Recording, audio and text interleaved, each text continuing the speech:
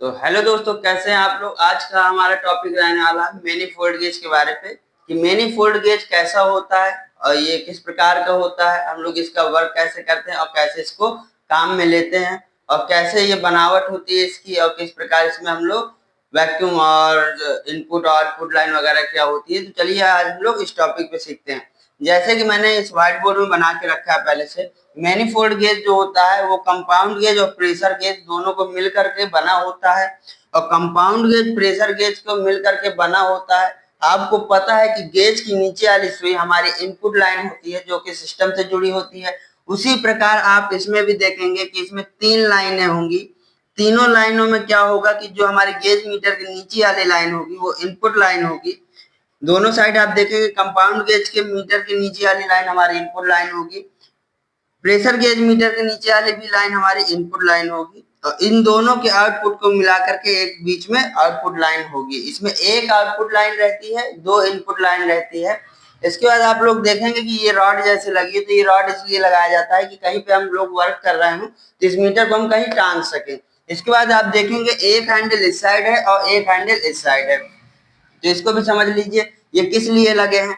ये हैंडल आपका pressure gauge का हैंडल प्रेशर के लिए है और कंपाउंड गेज का हैंडल कंपाउंड गेज के लिए है। अब हम लोग इसका यूज कैसे करते हैं, तो जैसे आप लोग किसी भी सिस्टम से आपको गेज मीटर को जोड़ना होगा तो आप लोग कौन सी लाइन को जोड़ते हैं, तो किसी भी सिस्टम में जब हमें गेज मीटर को जोड़ना होता है तो हम लोग उसमें कौन सी लाइन जोड़ते हैं, इनपुट लाइन को जोड़ते हैं। तो आपने जैसे देखा अगर हमको प्रेशर गेज मीटर का यूज करना है तो हम उसकी इनपुट लाइन में सिस्टम को जोड़ देंगे। इसके बाद जब हमको प्रेशर गेज यूज करना है तब हम क्या करेंगे, कंपाउंड गेज के हैंडल को ऑफ कर देंगे और जब हमें कंपाउंड गेज का यूज करना होगा तब हम प्रेशर गेज के हैंडल को ऑफ कर देंगे। तो इसमें क्या है कि आप जब हम लोग का किसी कंपाउंड किसी एक गेज का इस्तेमाल करना होगा तो दूसरे गेज के हैंडल को ऑफ करना होगा। तो समझ लीजिएगा, अच्छे से समझिएगा, किसी प्रकार का डाउट ना रह जाए। अगर आपको कोई चीज समझ नहीं आ रही तो आप कमेंट सेक्शन में पूछ सकते हैं। तो चलिए हम बताते हैं आगे कि जैसे आपको प्रेशर गेज का यूज करना है तो प्रेशर गेज का जब आपको यूज करना होगा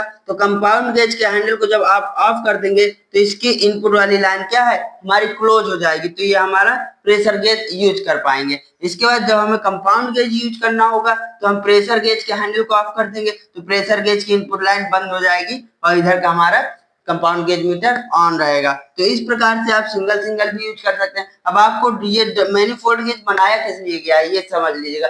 मैनीफोल्ड गेज हमारा डबल वैक्यूम करने के लिए होता है। जैसे कि फ्रिज वगैरह हो गया उसमें हमें वैक्यूम करना होता है तो सिंगल स्टेज की जगह डबल वैक्यूम करना होगा, तो डबल की जगह पे हम लोग क्या यूज करेंगे, मैनीफोल्ड गेज का यूज करेंगे। मैनीफोल्ड गेज का यूज किस प्रकार से होगा तो आप लोग समझ लीजिए, इसकी 2 इनपुट लाइनें हैं जो हमारे सिस्टम से जुड़ जाएंगी और आउटपुट लाइन में हम लोग वैक्यूम पंप वगैरह जोड़ते हैं। इसके बाद दोनों हैंडल को ऑन कर देते हैं और वैक्यूम होने लगता है। तो ये मेन जो हमारा गेज मीटर होता है ये डबल वैक्यूम में ही वर्क में आता है। तो चलिए मैंने आपके लिए अभी मैनीफोल्ड गेज मंगाया हुआ है जो कि ऑर्डर करके मंगाया था मैंने। और किसी भी दोस्त को कुछ स्पेयर पार्ट चाहने हो तो मेरे यहाँ यूपी बांदा के जो लोकल डिस्ट्रिक्ट के आसपास के लोग हैं तो मैं उन्हें इस पूरे बांदा से कम प्राइस पे स्पेयर पार्ट दे सकता हूँ। तो आप लोग देखेंगे ये मैनीफोल्ड गेज है जैसे आप देख रहे हैं, और जो स्पेयर पार्ट आप लोग ऑर्डर करेंगे तो वो लोकल पे ही होना चाहिए क्योंकि जो डिलीवरी चार्ज वगैरह है वो ना लगे। और अगर डिलीवरी चार्ज लगता है तो उसका पेमेंट आपको करना होगा, बाकी स्पेयर पार्ट आपको सारा मिल जाएगा। तो आप देखेंगे कि जैसे ये मैनीफोल्ड गेज है हमने ऑर्डर करके मंगाया था, तो ये मैनीफोल्ड गेज जब आप लोग लेंगे तो कुछ इस प्रकार का होगा जैसे मैं दिखा रहा हूँ आपको। इस मैनीफोल्ड गेज में एक साइड कंपाउंड गेज होगा, एक साइड आपका प्रेशर गेज होगा। इन दोनों गेजों को मिला करके मैनीफोल्ड गेज बना होता है। इसमें आपको बताया मैंने कि 3 लाइनें होती है जैसे आप नीचे देख रहे हैं। 2 इनपुट की लाइन होती है तो ये कंपाउंड गेज के नीचे जुड़ा है तो ये इनपुट लाइन हो गई। इसके बाद ये प्रेशर गेज के नीचे वाली लाइन आउटपुट लाइन हो गई, मतलब इनपुट लाइन हो गई। और ये हमारे बीच में क्या है, आउटपुट लाइन है। 2 इनपुट की लाइन है और एक आउटपुट की लाइन है। और ये आप देखेंगे कंपाउंड गेज का हैंडल है और ये हमारा प्रेशर गेज का हैंडल है। जब हमें कंपाउंड गेज का यूज करना होगा तो हम क्या करेंगे, प्रेशर गेज के हैंडल को कस देंगे और कंपाउंड गेज का यूज कर लेंगे। और जब हमें प्रेशर गेज का यूज करना होगा तो कंपाउंड गेज के हैंडल को ऑफ कर देंगे और प्रेशर गेज का यूज कर लेंगे। तो इस प्रकार का कुछ होता है। आप लोग देखेंगे जब आप लोग लेंगे तो इसमें इस प्रकार का मिलेगा। इसके बाद इसकी स्टिक भी आती है, रॉड जो टांगने के लिए होता है, ये अलग रहती है इससे। तो इसको कुछ इस प्रकार से आप लोग इसमें कस देंगे। तो चलिए मैं आपको पूरा कंप्लीट करके दिखाता हूँ कि इसके साथ और क्या क्या आपको मिलने वाला है। तो जैसे कि आपने इसको लगा लिया, ठीक है। इसके बाद इसको कहीं भी आप लोग टांग सकते हैं, इस गेज मीटर को कहीं भी आप लोग टांग सकते हैं। ये कुछ इस प्रकार का होता है मैनिफोल्ड गेज।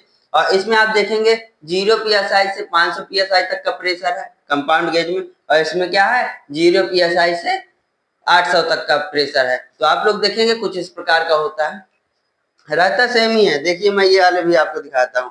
ये हमारा प्रेशर गेज है और ये प्रेशर गेज हो गया आपका, ये कंपाउंड गेज हो गया। दोनों गेजों को ऐसे आपस में जोड़ करके ही बनाया गया है। तो आप देखेंगे कुछ इस प्रकार का ये है।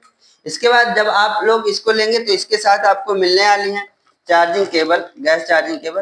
तो ये केबल आप देखेंगे ये है, इसमें 3 केबल आती है, चार्जिंग केबल जो आती है।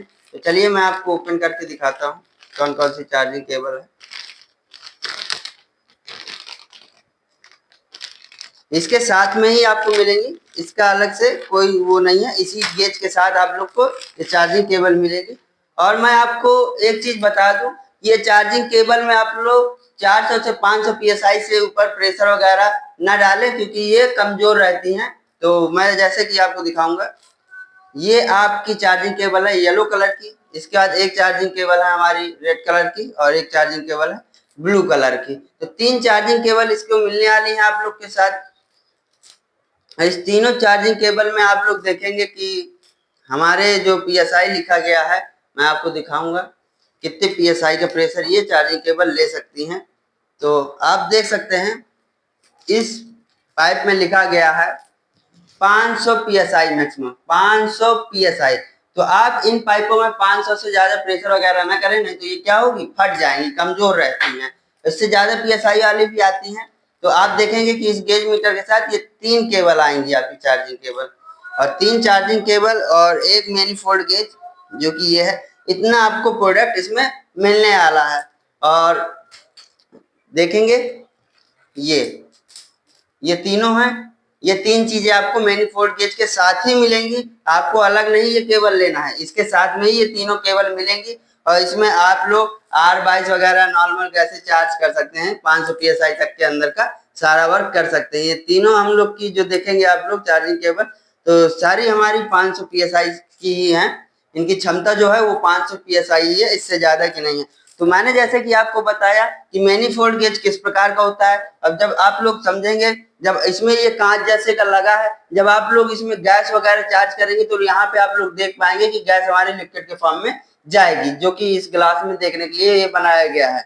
इसके बाद आप लोग देखेंगे इस गेज मीटर के अंदर एक नट इधर है और इस गेज मीटर के अंदर एक नट इधर है। ये नट इसलिए दिया होता है कि जब हमारा मैनिफोल्ड गेज की सुई वगैरह ऊपर चली जाती है तो उसको 0 पे सेट करने के लिए हम लोग इस पेज को ढीला टाइट करते हैं। तो ये इसलिए होता है। और आप लोग देखेंगे कि इसकी रबड़ को हटा के इसके ग्लास को भी खोला जा सकता है, इसके ग्लास को भी खोल सकते हैं आप लोग इसकी रबड़ को हटा करके। ये कुछ इस प्रकार का होता है। तो आपको समझ में आ गया होगा मैनिफोल्ड गेज में कितनी लाइनें होती हैं और किस प्रकार से यूज किया जाता है, किस प्रकार से यूज नहीं किया जाता है। तो अगर आप लोग को वीडियो अच्छा लगा हो तो वीडियो को शेयर लाइक जरूर करिए। और वीडियो देखने के लिए बहुत बहुत आप लोग का धन्यवाद।